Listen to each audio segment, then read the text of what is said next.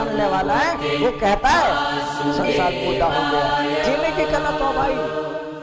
ओम नमो भगवते वासुदेवाय। ओम नमो भगवते वासुदेवाय।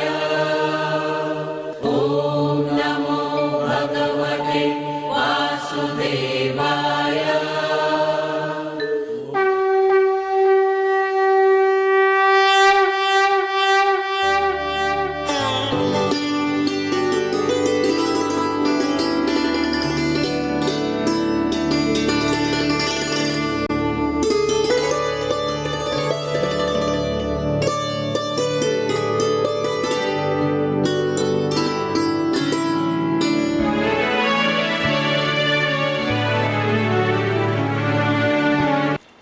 कहते हैं भाई बाली को मैं चलो एक बार तो मैं लौटा भी दूं, और बाली तुम्हारे साथ ना जाए तो महाराज ऐसा तो हो ही नहीं सकता। बाली मेरा है, वो क्यों नहीं जाएगा? वो जरूर जाएगा। तो कहते हैं ठीक है, अगर तुम नहीं मानती तो। इससे पहले दोनों की वार्तालाप होती है तो राम से बाली कहता है कि भाई तुमने मारना था तो सामने आके मार दे, छुप कर क्यों मार रहे हो? तो राम कहते हैं जो खुरापाती होते हैं ना इस जगत में, हम उन सबको छुप कर ही मारते हैं। मारने के स्वरूप हमारे सांप काटेगा, कोई किसी को कैंसर हो जाएगा, किसी को टीबी हो जाएगी, कोई बीमार हो जाएगा, कोई पेड़ से दब जाए, कोई नदी में डूब जाए, कोई सांप काट ले, कोई भैंसा मार दे, कोई एक्सीडेंट हो जाए। ये हमारे छुपकर मारने के सूत्र हैं। जो खुरापाती होते हैं उनको सबको छुपकर मारा जाता है, और जिनके गले में हमारी माला है, जो हमारा भजन करते हैं, भाई हमें उन्हें मारने की क्या जरूरत, तो पहले तैयार बैठे। जो भगवान का हमारा भजन करते हैं उन्हें हमें मारने की जरूरत नहीं, वो तो पहले सारे जगत को छोड़कर बैठे, वे अपने आप चले आएंगे। इसलिए हमने तो बाली तुम्हें इसलिए मारा, उन अपराधियों को मारने में कोई पाप नहीं लगता है जो खुरापाती होते हैं। महाराज मैंने क्या खुरापात किया है कि तुमने अपने छोटे भाई की पत्नी को रख लिया, उससे राज्य विहीन कर दिया और देश निकाला दे दिया, और क्या कर सकते हो तुम? और साथ में ये भी कहा कहीं मिल गए तो मारे जाओगे, इसलिए तुमने अन्याय किया है। वहां तारा को कहते हैं कि अगर मैंने इसको जिंदा कर भी दिया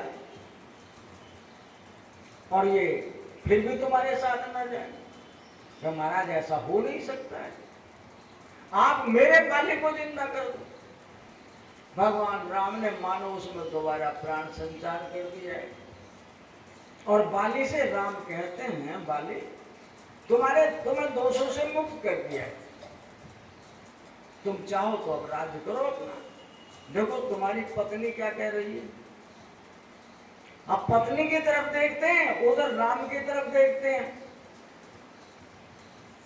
तो पत्नी को कहते हैं बाली प्रभु ये स्वार्थी है, मतलब ये इसका संसार छीनता है, इसलिए मुझे जाने के लिए आग्रह कर रही है। और मैं आज तक बुराई करता रहा, मैंने अपनी जिंदगी में कभी अच्छा नहीं किया, और उसके बदले में, बुरा करने के बदले में भी आप मुझे अगर मिल जाएं तो मैं आपके धाम को जाना पसंद करूंगा। मैं अब इस नरक को नहीं भोगना चाहता। मैं बोध भोग लिया मैंने, अब नहीं भोगूंगा। और तारा को कहते हैं कि देखो प्रभु ये कहां पैदा हुई, मैं कहां पैदा हुआ, एक मोड़ पर आकर मिल गए। ये मुझे मेरा कहती थी, मैं इसको मेरी कहता था, लेकिन मैं पहले मरूं, एक ही जाएगा पहले, तो इसे अकेले रहना पड़ेगा, और ये अगर अकेले मरे तो मुझे अकेले रहना पड़ेगा। अर्थात यहाँ कोई किसी के साथ नहीं जाता। तो तुलसीदास जी उस माध्यम से हमें सीख दे रहे हैं कि इस मेले के मुसाफिरों में यहाँ कोई किसी का नहीं है। अकेले थे, अकेले जाओगे। और जो भी तुमने आज तक अच्छे बुरे कर्म किए हैं वे तुम्हें भोगने पड़ेंगे। कोई बेटा नहीं शादी, कोई पत्नी नहीं शादी, कोई अपने पराए, घर वाले बाहर वाले, कोई शादी नहीं है। तो जो शादी नहीं है, मैं उनके लिए वे अच्छे और बुरे कर्म करके खुद इस जगत का आंखों पे पट्टी चढ़े वो तेली का बैल, जिस पर आंखों पर पट्टी चढ़ी है, चल रहा है, के पीछे कोई है, सोटा मारेगा, इससे तो चलना ही बेहतर है। तो मेरी आंखों पर भी पट्टी लगी है, मैं पूरे गधे का बोझ लिए हुए इसको चल रहा हूं और चलते चलते बूढ़ा हो गया, मरने को बैठा हूं, फिर भी मैं दूसरों के स्वार्थ की पूर्ति करने के लिए। भाई तुमने अपने लिए क्या किया है ये बताओ। कोई आदमी जो भी कुछ करता है मैं से अलग मेरा है, मैंने मेरों के लिए किया है। जो मैं था वो तो बिल्कुल शुद्ध हूं, मैंने अपने आप को दूसरों से बांधकर तेली का बैल बन गया, धोबी का गधा बन गया कि सारे समय मेरे ऊपर वो बोझ लदा रहता है और मैं चलता रहता हूं, मुझे दिख नहीं रहा है। और संत ये चेता कर कहता है, इस जगत में जो तन पर आया, इस तन के द्वारा जो संबंध बनाए वे सब झूठे बेपर आए। और जो तुमने आज तक इकट्ठा किया, संग्रह किया, वो सब पर आया। तुम्हारा अपना क्या है, उस अपने को भी तो जानना चाहिए ना।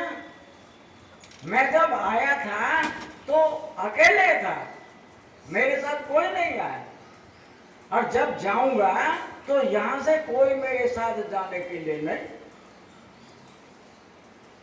जो जो मेरे साथ नहीं जाए, और फिर भी मैं उसको कहता हूं कि भाई इतना उसका कर देना, इतना उसका कर देना, उसका कर देना, सारे जगत का कर देना, अपने लिए कुछ। तो जो तुम यहां आए हो तो वो अपने लिए आए, जो पराया था उसे छोड़ने के लिए आए। अगर पराया छूट जाए, छूटेगा भी क्या, प्रभु का है, सब मेरा नहीं। रोज कह देते हो आप, लेकिन एक लाइन गलत कहते हो, तन मन धन सब तेरा, यहां तक तो सही। उसके बाद की लाइन कहते हो कि तेरा तुझको अर्पण, क्या लागे मेरा, ये लाइन गलत। तुझे अर्पण कर दिया ठीक है, तुम्हारा नहीं लगता, सारी दुनिया का माल खा गए उसका, फिर कह रहे हो क्या लागे मेरा। भाई माल जब पराया है, प्रभु तुम्हारा है तो तुम्हारा ही रहेगा। मैं तो आपके दिए हुए का प्रसाद कर रहा हूं, जो तुम दे रहे हो, मैं प्रसाद का मालिक हूं। मानो इस शरीर को जीने के लिए भोजन देता हूं, खाने के लिए नहीं जीता। खाने के लिए जीने वाला आदमी वो जानवर हो सकता है, मनुष्य नहीं हो सकता। मनुष्य का मतलब होता है वो जितना मुझे चाहिए उतना खाएगा, बाकी दूसरे को छूट गया। अब दूसरा कैसे उसका उपयोग करता है ये वो बाद की बात है। तो संत हमें चेता कर कहता है कि तुम संसार में आए हो, मनुष्य हो, अपने और पराये को पहचान जाओ। जो पराया है वो छूटता है, जैसे ये हाथ किसके, मेरे हाथ, आंखें मेरी, ये शरीर के घुटने मेरे, ये मन और बुद्धि मेरी। अरे मेरे प्राणों पे अटकी है, तुम कुछ करो ना डॉक्टर साहब। मानी मेरे प्राणों पर जहां तक मैं मेरी कहता हूं तो मैं कहने वाला कौन हूं जो मेरी कहता हूं। मैं वो शुद्ध है, जहां तक मैं है वो रहेगा, जहां तक मेरा है वो छीनेगा। छीनने वाला, आने जाने वाली सांस रुक गई, नाड़ियां रुक गई, मन बुद्धि अचेत हो गए, पहचानने से देखने से मना कर दिया। तो जो पराया था वो छूटा, जो मैं था वो तीन चीजें फालतू और लग गई मेरी जान को, कि जो भी कुछ मैंने अच्छे बुरे कर्म किए थे वो मेरी नाभि में मेरा चित्त पड़ा हुआ है, उस चित्त पे सब अंकित है, वो डायरी है जन्म जन्मांतरों की। आप कुछ भी यहाँ करते नहीं है, जो कल के किए हुए के परिणाम हैं उनके अनुरूप आपकी बुद्धि और मन काम करते हैं।